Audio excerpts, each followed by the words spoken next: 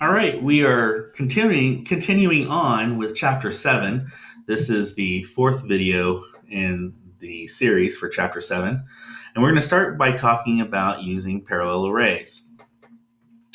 Now, in the previous video, I made mention to those that have been developing for a little bit about a list, a dictionary list. And so just to kind of let everyone else that's kind of new to development know, there's a concept that a lot of languages use, and that is a particular style of list. And a list is a type of or resembles an array. It's not exactly an array, but it resembles an array. And the dictionary list, particular, has two pieces to each element, and that is a key and a value. So the key kind of contains information, usually in parallel to the value that it's also storing for that element. So that's why I just made mention of this looks similar to a dictionary list. But let's talk about what the parallel arrays do. And that's two or more arrays that contain related data, very similar to an array that maybe is holding key data, while another array that's holding an actual value data.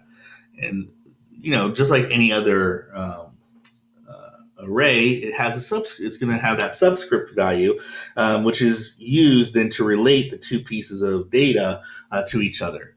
So while the arrays may and oftentimes are of different types, they are still somewhat the data correlates to each other in the position, the subscript position. So let's take a look kind of what that means, what we're talking about here. And in this, what we've got is we've got two arrays. One array is going to hold the ID of a student, while the other array is going to hold the grade for the student. So as we can see, we've got this, and actually we've got, it looks like three arrays. We've got the grade and the average for that student. So in this case, we have three parallel arrays. We've got one that's just holding the student's ID. Then the next one's holding all the students' averages for each student. And then one that's holding the actual grade, the char value of that grade. By the way, just a little sub note. This is a little strange because we typically wouldn't actually have that third array. Well, Professor Waits, why not have that third array? Well, we don't really need it. More than likely, our grade, the letter grade, is based on a schema that's well defined already. So the fact is, we're actually kind of wasting space by having that array, because the average size array also gives us technically what that char is, because we can always say, well, if it's between 60 and 70, then we know it's a D. If it's between 70 and 80, it's a C, and so forth and so on. So we don't really need to have that additional char, but it is for this example here. But just kind of understand that as you're developing, we want to try to avoid that too, right? If we've got something that we can always deduce, like here, where we can always tell you what the char letter is because we know what it is based on the average, we wouldn't typically keep another array just to hold data that we can already get somewhere else. But in this case, we're doing that, and we have that for loop. And as you can see, we're outputting the student ID, then their average, along with their grade, and then making a new line. So as you can see, this I, which is the subscript, is what's keeping the pieces of data pretty much in alignment. So ID, let's say subscript 0, is my student ID. Well, then I would expect that for the average and the grade array, that subscript 0 also pertains to me, and so forth and so on. Here's another example of this, and this is has two parallel arrays, one for hours worked and one for pay rate. So again, this is where we have constant int number of employees 5. We've got how many hours and the pay rate.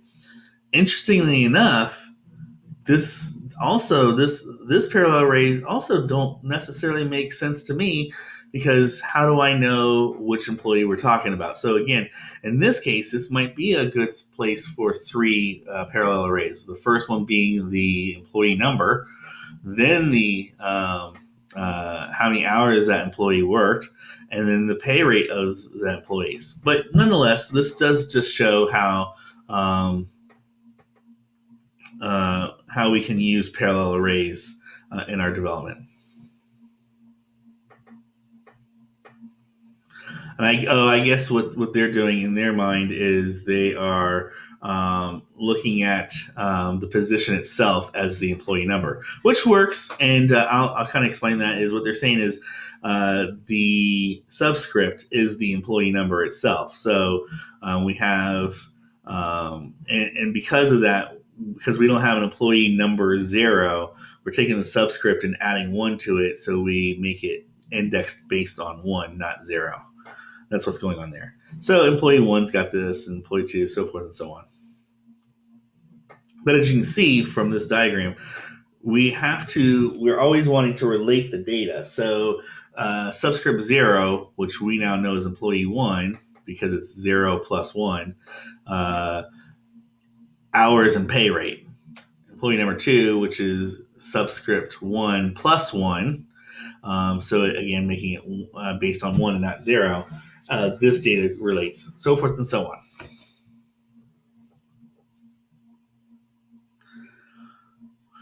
Well, at this point, now we're going to start taking arrays and we're going to pass them to functions. We're going to allow them to be used in functions, which makes sense. So when we do that, we pass an array to a function just like we would pass any other variable. What makes it much more unique is the fact that when we define the function, we have to use that bracket to specify that we're expecting an array to come in. So this is the function prototype. Remember, oftentimes in function prototypes, we don't give the name of the data because it doesn't matter. So in this case, we're just saying it's an int, and whatever is coming in is going to be an array. And then when we actually do the function header, this is where we have to have that name. So we're saying int, the name of test, and the function header. One thing to note that we've been seeing, but we haven't really talked about, is when it comes to naming conventions, oftentimes organizations will say if it's an array, the variable names need to be plural.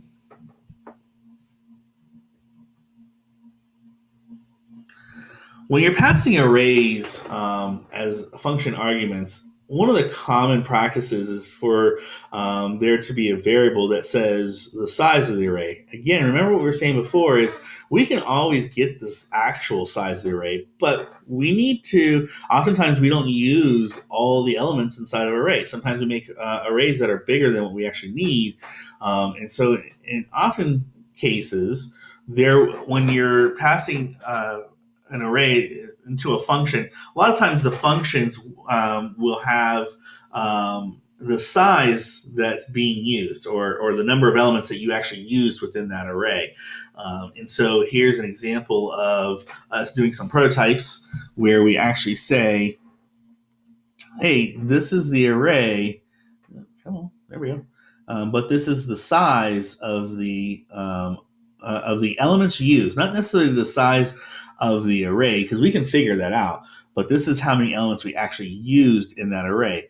Now, oftentimes that's going to be the same number, but it does allow us not to have the same number. So, and then of course in the function header, now we've named that, as well as, and oftentimes we will use a variable name like size just to make things really clear what's going on.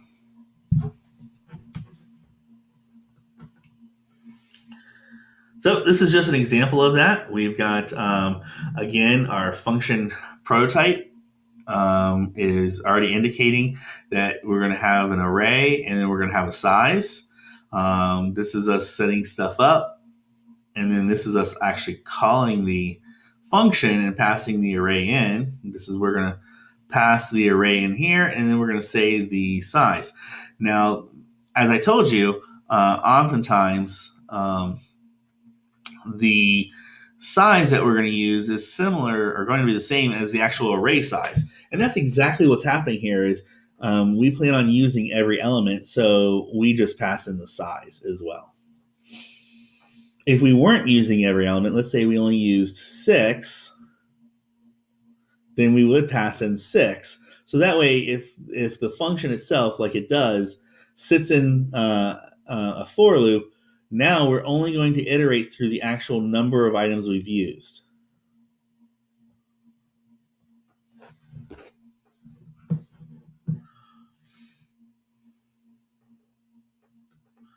Oh, modifying arrays and functions. Why do I feel like we're going to have to do something special to be able to modify arrays and functions? So array names and functions are like reference variables. Changes made to the array in a function are reflected in actual array in the calling function. Wait, Professor Waits, that feels a little different than what we've been doing. Hold on, let's take a look. Need to exercise caution that the array is not inadvertently changed by a function. So what they're saying is here, and I thought they would have an actual example of it, is when you pass in an array, it by default passes it in by reference. And so again, instead of handing a copy of the array, it hands the address of the array to the function. So modifications that happen in the function actually are going to change the original array. So be careful when you pass in arrays into a function that your function does not change data in that array on accident. I know. Just when you got used to realizing that everything was, kind of being passed or as duplicates or copies, and you had to do something, you had to use that ampersand sign to do it the other way. This case is different. This case is automatically doing it by reference. And so you don't have to do anything special to keep it from you don't have to do anything special so you can modify the items in the array. It already is being done for you. All right, when we come back, we're going to jump in. We're going to talk about two-dimensional arrays. This is something that gets used quite a bit. So when we start getting into that, and it's definitely different than the parallel arrays.